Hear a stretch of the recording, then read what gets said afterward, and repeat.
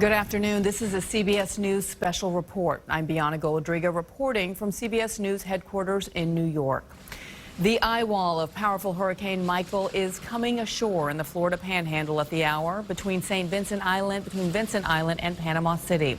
It is a Category 4 storm with maximum sustained winds of 150 miles an hour. It is the first Category 4 to hit the Panhandle since 1851, the most powerful storm to hit the U.S. in the month of October ever. And it has already knocked out power to more than 150,000 homes and businesses. We have a team of correspondents in the hurricane zone. Jeff Glore is heading up our coverage from Panama City. Jeff, the winds have really picked up since we saw you earlier this morning.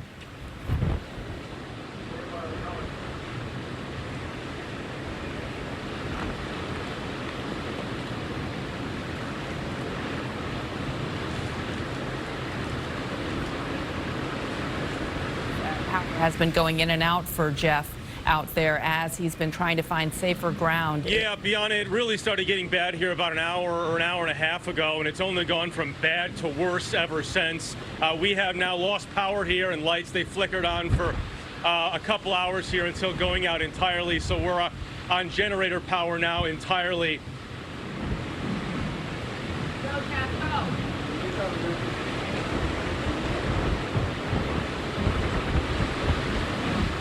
And as Jeff mentioned, the power has been going in and out. I want to bring Lonnie Quinn in now, our chief weathercaster at our New York station, WCBS. Lonnie, I've been following Jeff on Twitter as well. He's been telling his followers about power going in and out, giving us a sense of just how powerful the winds are in this storm. Yeah, right now you have winds in this eye wall that are blowing at 150 miles per hour.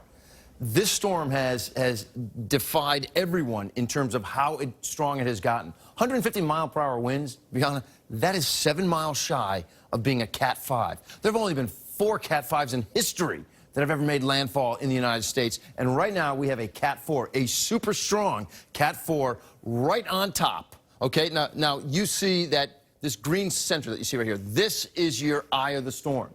Landfall is officially counted once the center of the eye makes landfall. And I'll tell you, it looks like it's making landfall right now. But regardless of that, the most dangerous part of this storm is the eye wall. And that is this orange and red circle that goes right around the eye. So the worst of it is currently in Panama City, and the other side of this eye wall is in Mexico Beach. Now, the difference between the right-hand side of the eye and the left-hand side of the eye, where Jeff Glore is, the right-hand side of the eye, this is catching all the storm surge, okay? It circulates like this.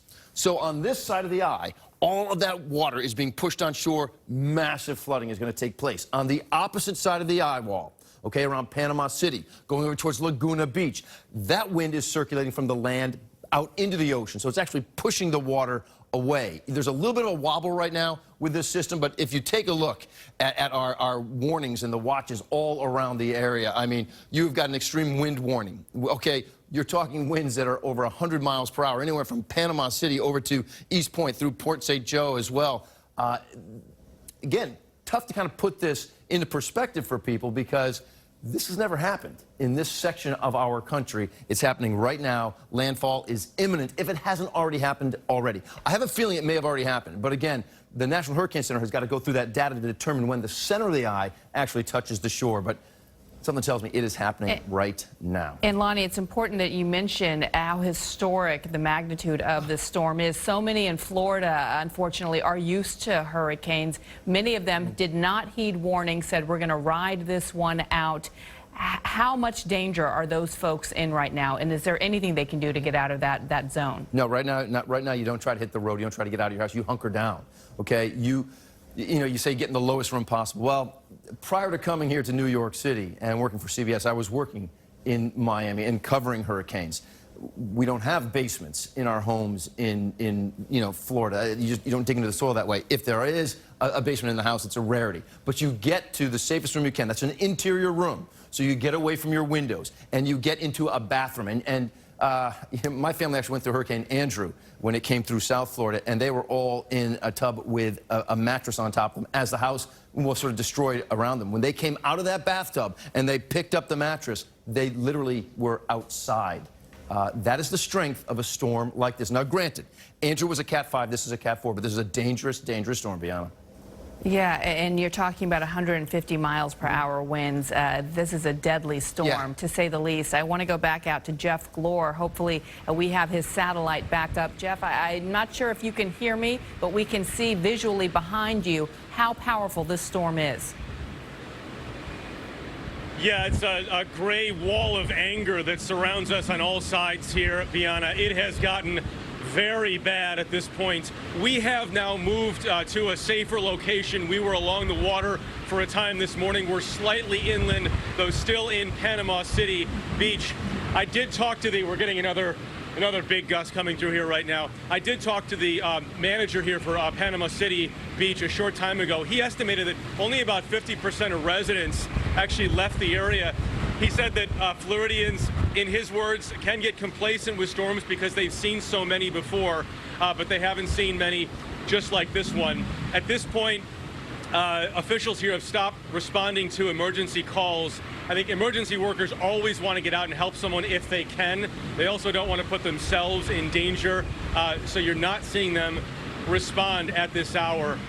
In terms of our location, it did get very bad. The winds really started to pick up about an hour and a half ago. As I mentioned, the lights had been flickering on and off, which is typical in a hurricane like this, and then we lost power for good a little more than a half an hour ago, and it hasn't come back on, so we're on generator power at this point.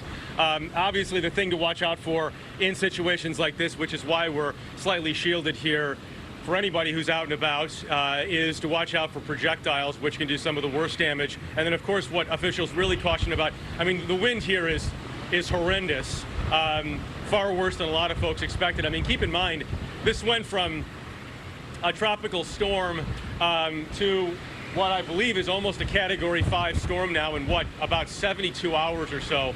So, as Lonnie can talk more about that, but as bad as the winds are, as he knows as well, one of the big concerns here, as it was during Hurricane Florence in North Carolina and every other hurricane, is people out driving in these conditions. When the flash floods happen, when 5 or 10 inches of rain falls in a very short period of time and a road fills up and somebody tries to drive through it, not a good idea. Bianna? Nobody should be on the roads in this condition, Jeff. Very important to note that. Also important to note that every hurricane is different. We remember you with Hurricane Florence. Back then, it was really all about the rain. Now, Jeff is mentioning all about the wind. We're going to go now to Omar Villafranca, who is in Port St. Joe, Florida, also experiencing heavy wind gusts.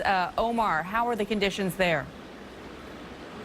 They are not good at all, Bianna. Matter of fact, just in the last half hour, we've seen some pretty stout gusts around here. Another thing we're seeing, pieces of buildings are starting to fly off. We're kind of guarded right here from a hotel, but we're trying to make sure that we're not going to be in the path of any projectiles. We've seen a few trees snap in half and fall down. This whole area here in Gulf County is without power. Storm surge obviously is a big deal. That's the big killer in hurricanes. And just in a matter of minutes, we saw a few inches turn to more than 1.5 feet. So that storm surge is coming. And on some of the beaches here in Port St. Joe, they had a very shallow beach, not a bunch of buffer area. So as soon as Michael was coming closer and closer, the beaches were absolutely swallowed up.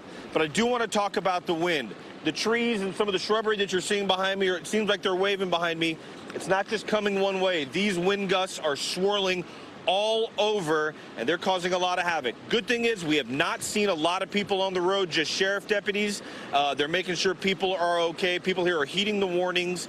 The deputies are just doing some minor cruises where they can drive because they are also hunkering down. The hospital is closed.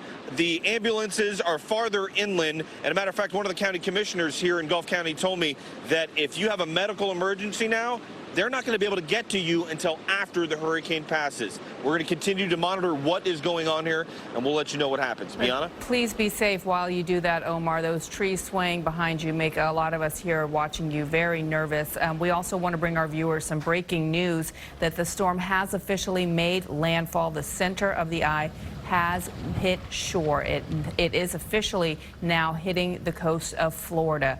Hurricane Michael, as we said, this is a historic hurricane, wind speeds of 150 miles per hour. We know the president has been briefed by his Homeland Security Secretary as well. He may be visiting the area early next week. He said he doesn't want to get in the way of any of the search and recovery there as people are hunkering down Please stay off the road. We have been advised, and the governor has advised those people there as well. And of course, we will continue tracking the storm throughout the day and into the night. There will be much more on your local news on this CBS station and our 24-hour streaming news service, CBSN. And of course, tonight, the CBS Evening News with Jeff Glor reporting from the Florida Panhandle. I'm Bianca Goladriga, CBS News, New York.